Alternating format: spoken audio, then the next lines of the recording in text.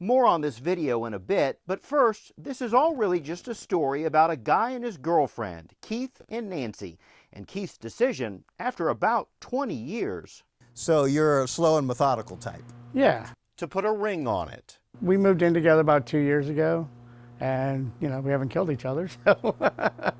Joking aside, Keith bought this ring from his son and daughter-in-law, jewelers in California.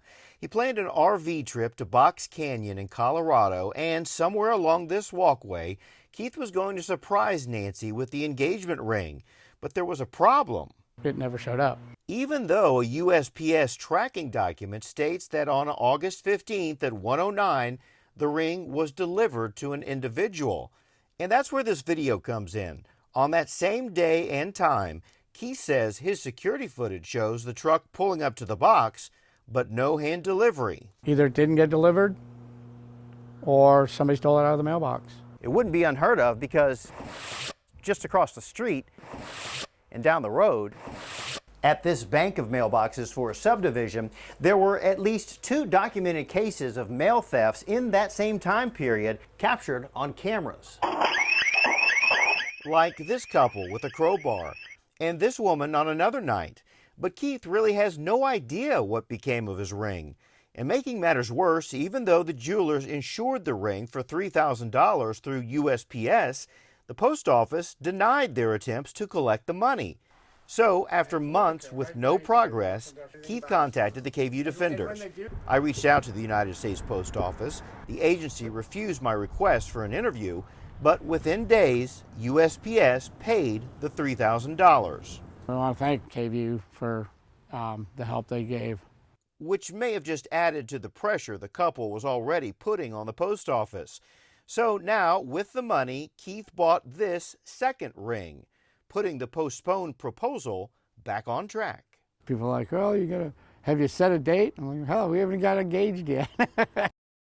The summer solstice is big for solar energy. So we have the possibility to generate even more solar during the summer solstice. It's also why Florida Power and Light believes this is the future. They've launched a major plan to install 30 million solar panels in the state by 2030. With some of the cleanest energy in the country. And Stephen Hyman with FPL says solar is one way to protect paradise. Solar energy is very important to keeping a clean environment. Each one of these solar plants is avoiding emissions the equivalent of 12,000 cars off the roads each year. 10 new solar sites are under construction right now across Florida, including one in Palm Beach County at Westlake. We have them spread out through the entire state of Florida as part of a strategy to ensure that we get the most solar whenever possible. That's because every solar plant, even these solar trees in downtown West Palm Beach, are tapped into the statewide grid. This time of year, we see a lot of afternoons filled with clouds and rain. So having solar plants throughout the state, it allows us to generate solar energy. Especially on the sunniest of days. We're going to make Florida a world leader in solar generation. It's the tale of 2 sisters, the big Susie and the little Nancy. She was a perfect big sister, and if it wasn't done, it better get done. This is the little sister, Nancy Brinker. 40 years ago, the two sat at a cancer center where dying women lined the hallways, and Brinker made a promise. And she looked at me and she says, where a woman lives shouldn't determine whether she lives. She founded the largest breast cancer organization in the U.S., named for her sister, Susan G. Komen. While she still works with funding Komen, she has created a new organization, the Promise Fund. Unlike Komen, she's focusing all efforts on Palm Beach County. And Brinker hopes the simpler organizational model will give her more freedom to focus entirely on social determinants of health for each pocket of each Palm Beach County zip code.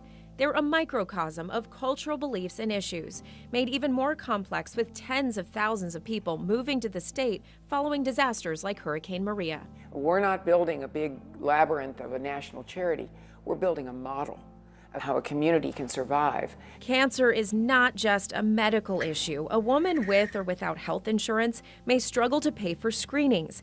She must take time off work, find transportation to appointments, get child care, and still feed her family. It's the lack of education. It's the fact that they don't speak the language. It's the fact that they are earning a little bit more than what qualifies them for services. is the fact that they are coming from a culture where a woman exam is not permissible. Liliana Herrera survived breast cancer twice, and as a navigator, she connects women with resources that already exist. The concept exists in other organizations, but Brinker says the Promise Fund will dive deeper into the data. I found myself in the doctor's office, facing a wall while this woman is getting a pap smear so that the doctor can explain what is coming next because of a language barrier. Eventually, it'll target the removal of the barriers that exist for all women in that area. Help one woman, help them all. A promise made to a sister with hope one day it may be a promise kept. I know she would have been proud today, and I know she would expect me to finish this, and I promised her I would get this done before I die, and it's a promise. In Palm Beach County, Ashley Walters, WPTV News Channel 5. Hutto has just about every kind of hippo that you can imagine. Business hippo, shy hippo, advertising hippo, riding hippos, street hippo, polka dot hip hop hippo, buying hippos, hungry hippos, school hippos, and a real hippo. Legend has it a circus hippopotamus escaped its rail car in Hutto in 1915. And was in Cottonwood Creek, and they tried to get the hippo out and they couldn't, and so a telegraph officer sent a message to neighboring towns saying hippo loose, stop trains, hippo loose in Hutto. And their affinity for hippos was born. Later on, our school adopted the hippo as their mascot, and we're the only school in the nation that has a hippo, a fierce hippo. And now they have a hippo car named Sunshine. All right, stepping out in style today, the Hippomobile. It, too, has all sorts of hippos, airbrushed by Florida artist Pepper Greer. It was donated by John Viller and his wife, Sheila. So we thought nobody else in the world could take care of Sunshine for a long time. He says his love for hippos began with his wife. I gave my wife a purple plushy hippo on our second date.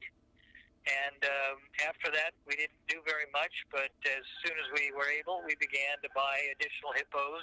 We ended up with about 5,000 of them.